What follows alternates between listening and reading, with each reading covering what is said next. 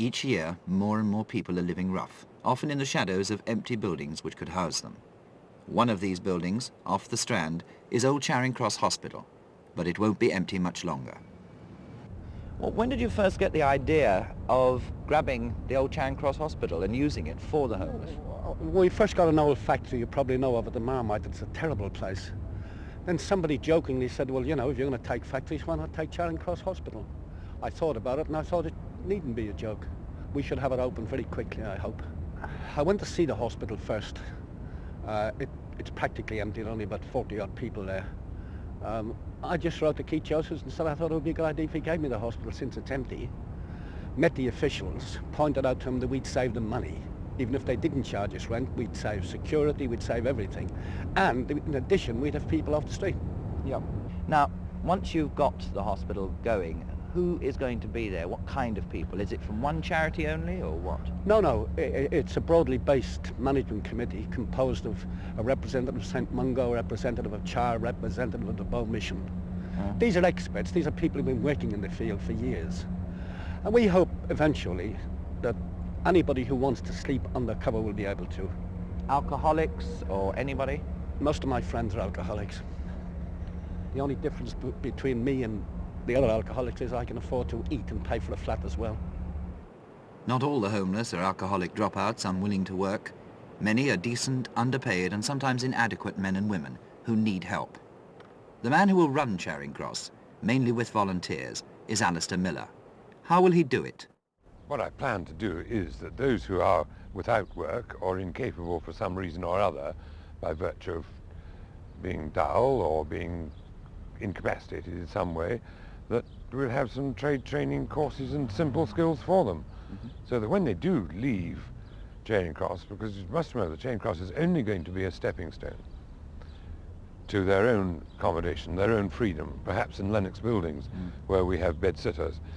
So that the progression is really, in fact, from the soup run on the street under the bridges, through the shelters, St Anne's or Marmite, and then into the houses of the community, and to Charing Cross, and from Charing Cross to their own pad outside where, and I hope that in Charing Cross and in the other houses, that we enable them, I think enable's the proper word, we enable them to do something that they would like to do, i.e. get shot of, you know, the life they have lived, if they want to.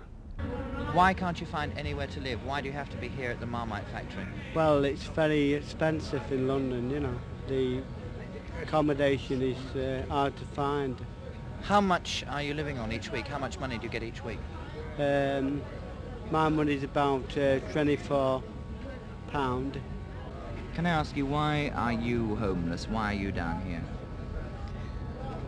Well, I'm down here principally because of a very serious drinking problem. You're obviously an educated man. Can I break a rule and ask you what your background is? Yes. I was born in South Wales, 1938. I came from a working class family. I wouldn't have come from anything else, frankly. But my profession is music. I was trained as a serious musician, but I can claim to have a finger in more than one pie. I'm a composer by profession, but I make my living as a pianist and occasionally as an organist. What's it like living rough? Terrible, to say the least. I mean, you can look from around you what it's like. It's like this every night.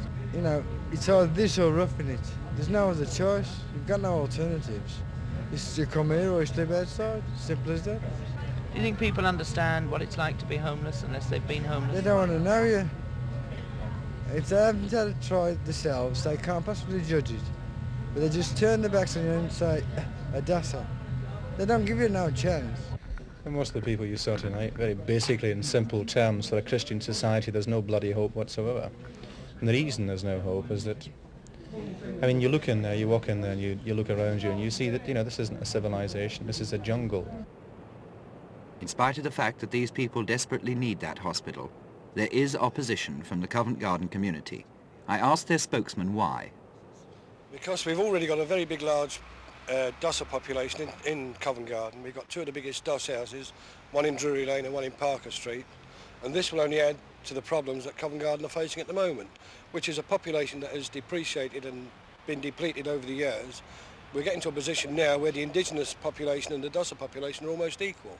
And we cannot sustain or absorb that amount of Dossers. But these people without anywhere to live need somewhere to live. The place is empty and there are people willing to run it. Yes, but they're not the only people that have got a claim on this property.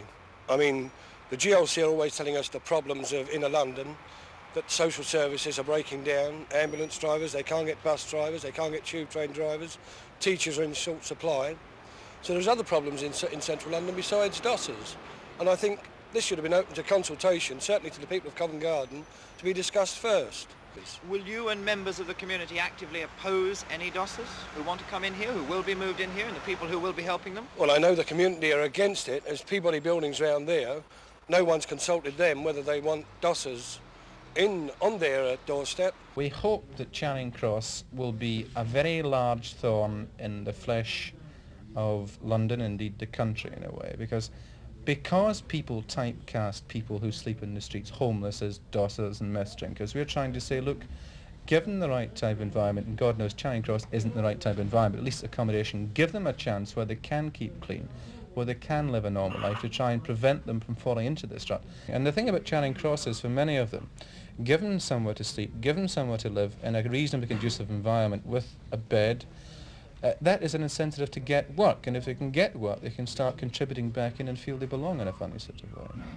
Where is the money going to come from to run this? Well, I think the money's coming from public donation, if you like, an appeal. The GLC is giving, I think, 20,000 plus as a helper. The DHSS, of course, are responsible for the building itself in any case. And the money, the men, well, shall we say the residents, will be on national assistance of some sort, or they'll be working, and in which case they will pay for their board and lodge. At the moment, it's the plan and the dream. Are you confident it's going to succeed? Well, I think we'll have a go at it. I'm certain it'll succeed, if I'm left alone. And Charing Cross Hospital has already started its new lease of life. This morning, the first move was made towards what everyone hopes will be a better life for hundreds of London's homeless.